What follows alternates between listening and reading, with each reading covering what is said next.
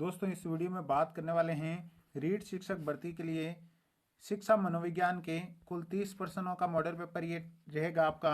दोस्तों 30 में से आपके कितने सही होते हैं ये आपको कमेंट बॉक्स में कमेंट करके बताना है। और बहुत ही शानदार और पैटर्न पर आधारित ये मॉडल पेपर रहने वाला है। दोस्तों इससे पहले के टेस्ट यदि आपने नहीं दिए हैं तो आपको प्लेलिस्ट मिल जाएगी रीट 2021 टेस्ट के नाम से, वहां जाकर आप सारे टेस्ट दे सकते हैं। तो चलिए दोस्तों शुरुआत करते हैं। आज का अपना पहला क्वेश्चन है, जीन पियाजे की संज्ञानात्मक विकास की अवस्थाओं के अनुसार जिससे पूर्व प्रत्यात्मक काल माना जाता है निम्न में से किससे संबंधित है?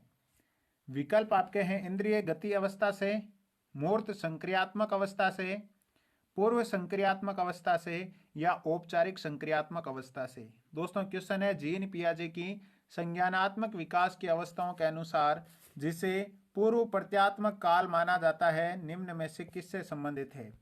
तो मेरे प्यारे साथियों पहले क्वेश्चन का आपको कमेंट करना है। दोस्तों यहाँ पर जो करेक्ट आंसर बनेगा वह बनेगा तीसरा ऑप्शन, पूर्व संक्रियात्मक अवस्था से संबंधित है। ठीक है, पहले में तीसरा विकल्प आपका बिल्कुल सही रहेगा। अगला क्वेश्चन आपका है, एक व्यक्ति के जीवन में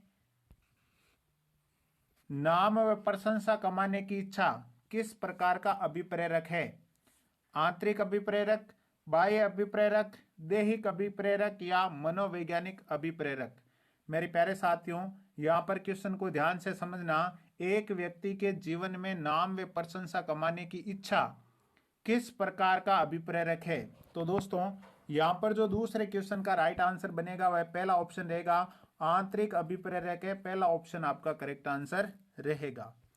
अगला क्वेश्चन है आपका तीसरा, हम सब में से कुछ लोग, कुछ जो लंबे हैं तथा कुछ जो छोटे हैं, कुछ जो गोरे हैं तथा कुछ जो काले हैं, कुछ लोग मजबूत हैं तथा कुछ कमजोर हैं, यह कथन किस स्थापित सिद्धांत पर आधारित है? देखिए क्वेश्चन को ध्यान से समझना।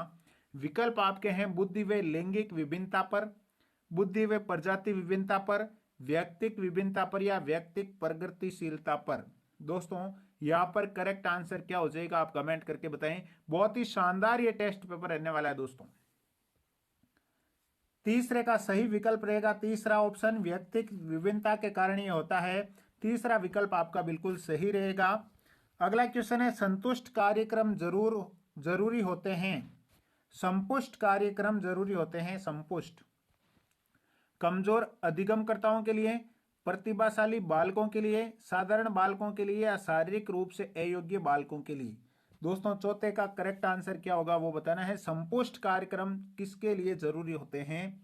तो प्यारे साथियों चौथे का यहाँ पर करेक्ट आंसर बनेगा दूसरा विकल्प, प्रतिभाशाली बालकों के लिए। दूसरा विकल्प बिल्कुल सही है। अगला क्वेश्चन है, चिंतन शक्ति के सिद्धांत की प्रक्रियाओं में निम्न में से कौन सा कथन गलत है? चिंतन शक्ति के विकास की प्रक्रिया में निम्न में से कौन सा कथन गलत है ये बताना है। ऑप्शन है, ज्ञान व अनुभवों की यथेष्टता, यथेष्ट अभिप्रेरणा, यथेष्ट स्वतंत्रता व लचीलापन या कम बुद्धि व ज्ञान। तो प्यारे साथियों पांचवें क्वेश्चन का करेक्ट आंसर जो है वह रहेगा आपका चौथा विकल्प, कम बुद्धि व ज्ञान। ठीक है, अगला छठा क्वेश्चन देखते हैं, वंशानुक्रम के संदर्भ में गलत कथन निम्न में से कौन सा है? पहला विकल्प, वंशानुक्रम बालक का लिंग निर्धारित करता है। दूसरा विकल्प, यह शारीरिक संगठन में महत्वपूर्ण योगदान देता है।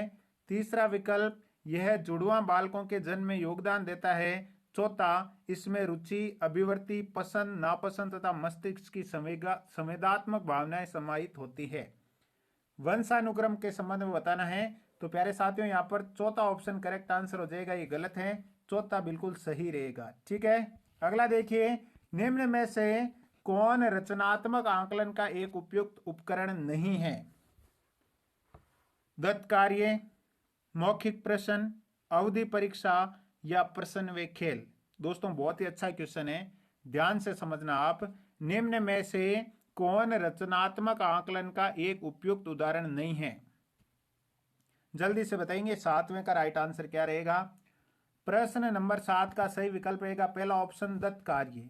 ठीक है, अगला 8वां प्रश्न देखेंगे, विज्ञान में मूल्यांकन, पहला ऑप्शन, पूर्णतया वैज्ञानिक तथा बहुविकल्पीय परीक्षण होना चाहिए।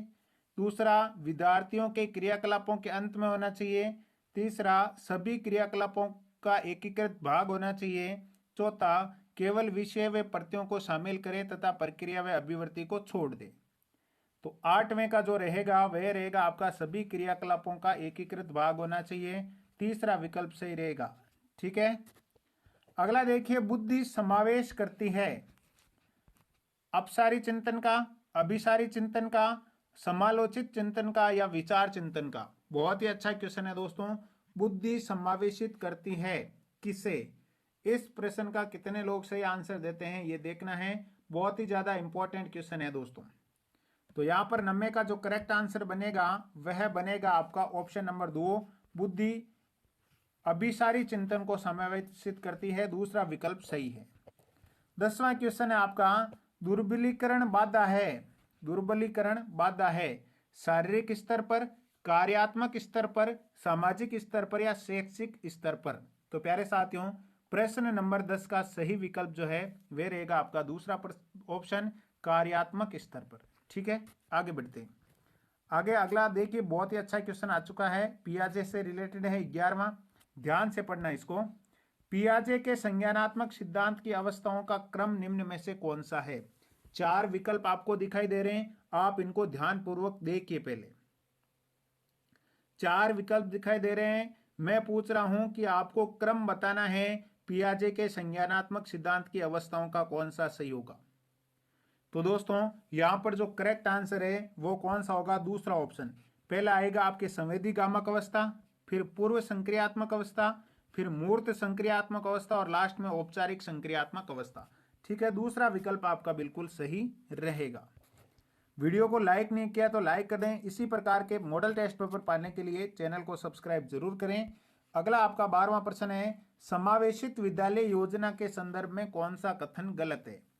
समानता की भावना का विकास, धनात्मक आत्मसम्मान का विकास, विशेष आवश्यकता वाले विद्यार्थियों में आत्महीनता की भावना का विकास या विशेष बालकों के नैतिक आचरण को उठाना। कौन सा कथन गलत है समावेशित विद्यालय योजना के संदर्भ में ये बताना है।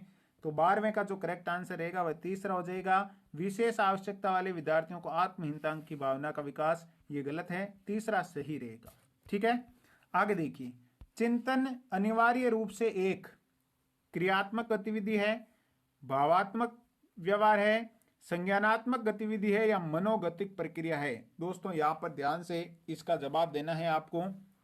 13वें प्रश्न का सही आंसर क्या रहेगा? चिंतन अनिवार्य रूप से एक, वेरी गुड, मनोगतिक प्रक्रिया है। Option number 4 is correct answer. ठीक है, आगे बढ़ते हैं। 14वें में, मनोविज्ञान का क्षेत्रवादी सिद्धांत किसने दिया? दोस्तों बहुत अच्छे अच्छे क्वेश्चन लिए हैं, मॉडल टेस्ट पेपर ये बहुत अच्छा रहने वाला है। मनोविज्ञान का क्षेत्रवादी सिद्धांत किसने दिया? कर्ट लेविन ने, सीटी मॉर्गन ने, लियोन फेस्टिगर ने या हेनरी गोडार्ड ने। तो दोस्तों प्रश्न नंबर जो 14 है उसका करेक्ट आंसर क्या रहेगा? कर्ट लेविन ने दिया था, बिल्कुल पहला ऑप्शन आपका करेक्ट आंसर रहेगा। 15वां प्रश्न देखेंगे, पद संवेगात्मक क्रांति किस अवस्था में अधिक जुड़ा हुआ है? देखिए बाल विकास से बहुत अच्छे क्वेश्चन आ रहे हैं। संवेगात्मक क्रांति किस अवस्था में आती है यह पूछा गया सीधा सा। शैशवावस्था से, बाल्यावस्था में, किशोरावस्था से या प्रौढ़ावस्था में। तो प्यारे साथियों ये जो शब्द है वे किस अवस्था से जुड़ा हुआ है? तो करेक्ट आंसर रहेगा किशोरावस्था से। संवेगात्मक क्रांति किशोरावस्था में, तीसरा ऑप्शन करेक्ट आंसर। आगे बढ़ते हैं, किसने बहुबुद्धि सिद्धांत प्रतिपादित किया? बहुत ही ज्यादा इंपॉर्टेंट क्वेश्चन है ये। अल्फ्रेड बिने ने, हार्वर्ड गार्डनर ने, फ्रांसिस गाल्टन ने या बीएस ब्लूम ने। तो प्यारे साथियों आप सभी को पता है बहुबुद्धि जो सिद्धांत है वह किसने दिया?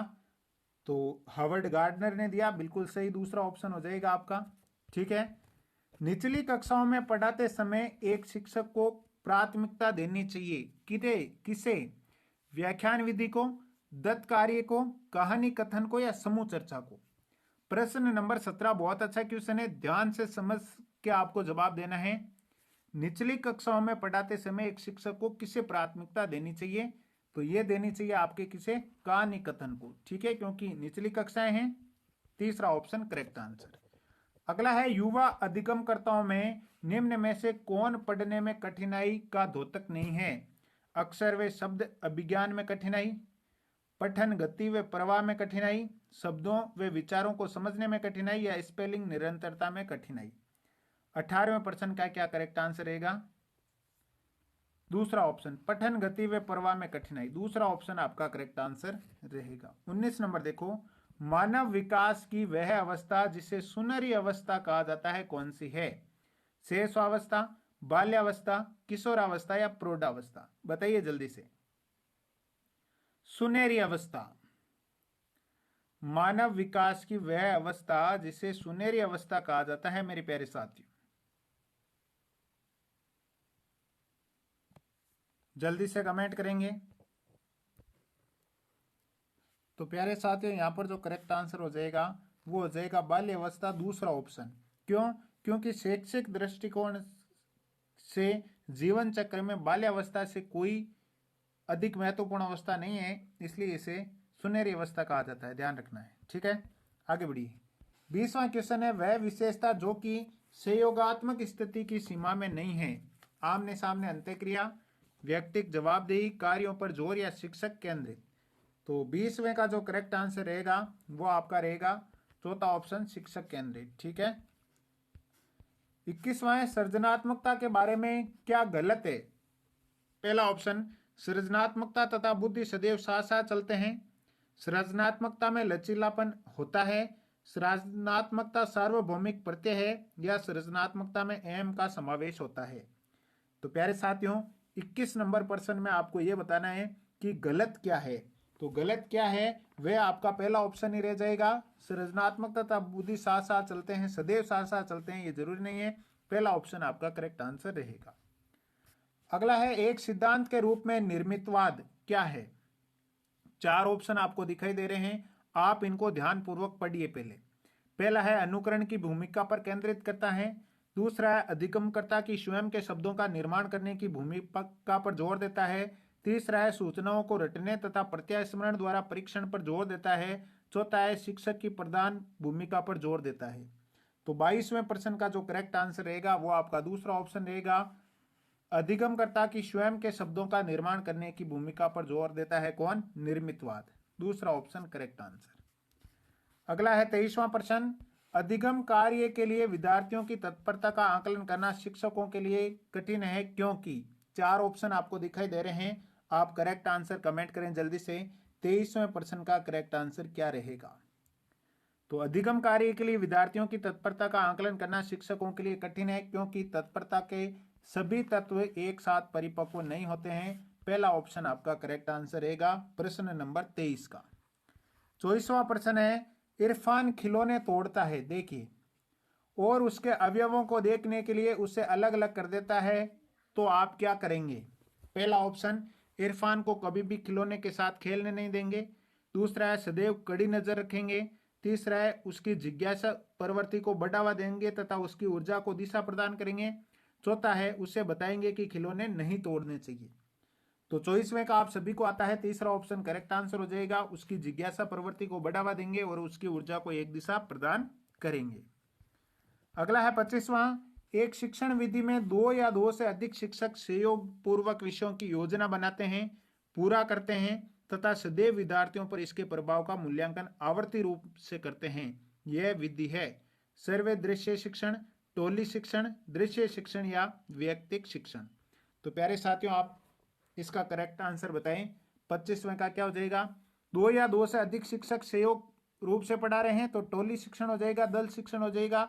दूसरा ऑप्शन आपका करेक्ट आंसर बनेगा। अगला है 26वां, व्यवहार का संवेगात्मक पहलू निम्न से संबंधित है। निम्न से संबंधित होता है, सीखने के संज्ञानात्मक पक्ष से, सीखने के भावात्मक पक्ष से, सीखने के क्रियात्मक पक्ष से या सीखने के मनोवैज्ञानिक पक्ष से। क्वेश्चन क्या है? व्यवहार का संवेगात्मक पहलू, ठीक है, किससे संबंधित होता है? तो 26वें का दूसरा ऑप्शन करेक्ट आंसर रहेगा, भावात्मक पक्ष से संबंधित होता है, दूसरा ऑप्शन करेक्ट रहेगा।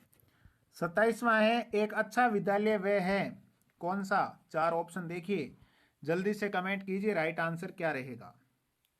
प्रश्न नंबर 27 का आपको बताना है, एक अच्छा विद्यालय कौन सा होगा? जी बिल्कुल, तीसरा ऑप्शन करेक्ट रहेगा, जो बालक के सामाजिक स्थिरीकरण को समझे तथा कक्षा के वातावरण को प्रगतिशील व प्रेरणास्पद बनाए वे अच्छा विद्यालय होगा। तीसरा ऑप्शन करेक्ट आंसर। 28वां है, एक कक्षा में एक शिक्षक पढ़ाने के लिए बाल केंद्रित उपागम का प्रयोग कर रहा है, यह तरीका उपयुक्त नहीं है। समूह वार्तालाप के लिए, प्रोजेक्ट विधि के लिए, प्रदर्शन के लिए या प्रश्नोत्तर के लिए। बहुत अच्छा क्वेश्चन, बताइए राइट आंसर क्या रहेगा। एक कक्षा में एक शिक्षक पढ़ाने के लिए बाल केंद्रित उपागम का प्रयोग कर रहा है, तो ये उपयुक्त किसके लिए नहीं है? प्रदर्शन के लिए नहीं है। तीसरा ऑप्शन आपका राइट रहेगा। ठीक है, 29 नंबर पे आ जाइए। जब एक क्षेत्र का अधिगम दूसरे क्षेत्र में सहायता करता है तो उसे क्या कहते हैं? अधिगम का धनात्मक अंतरण, अधिगम का ऋणात्मक अंतरण, अधिगम का शून्य अंतरण या अधिगम का परम अंतरण। तो प्रश्न नंबर 29 का पहला ऑप्शन करेक्ट रहेगा। अधिगम का स्थानांतरण अंतरण है, ये पहला ऑप्शन सही रहेगा। 30वां प्रश्न देखें, एक अच्छे शिक्षक का सबसे महत्वपूर्ण गुण क्या है? विषय वस्तु का पूर्ण ज्ञान, अच्छा संप्रेषण कौशल, विद्यार्थियों के हित का ध्यान रखना, प्रभावी नेतृत्व का गुण। और यहां पर 4 ऑप्शन आपके सामने रखे हुए हैं। ठीक है, सबसे महत्वपूर्ण गुण पूछा है दोस्तों, चारों ही गुण तो चारों ही हैं, आपको सबसे महत्वपूर्ण पूछा है। ठीक है, तो ज्यादा महत्वपूर्ण आपका कौन सा रहेगा? पहला रहेगा, विषय वस्तु का पूर्ण ज्ञान होना चाहिए। वैसे चारों ही है, यहाँ पर उपरोक्त सभी होना चाहिए था, मैं बना देता हूं। चौथा ऑप्शन, पांचवा ऑप्शन उपरोक्त सभी यहाँ पर सही मानेंगे, लेकिन यदि 4 आते हैं तो पहला ऑप्शन सही माना हुआ है। ठीक है।